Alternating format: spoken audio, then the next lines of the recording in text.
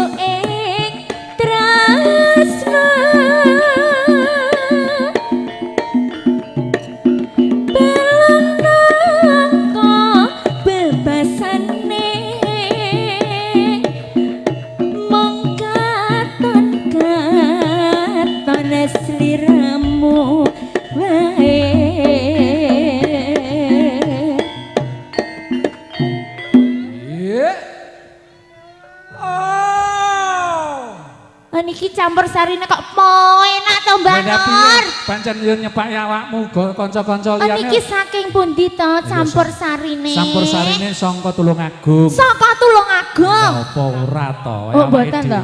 Maksude prayong iya. Klebu ning Tugu.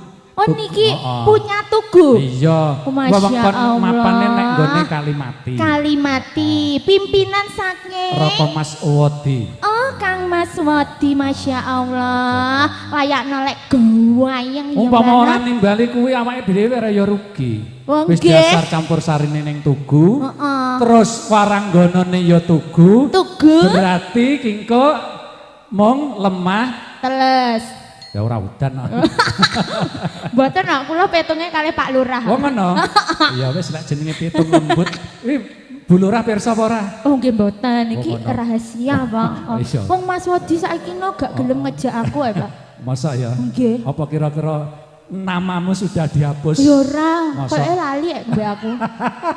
Lah ngono aku wae jan. Itu pasti. Yo iki. Lanjut Nduk Cahayu. Nggih. Ojo lali pawelingku uga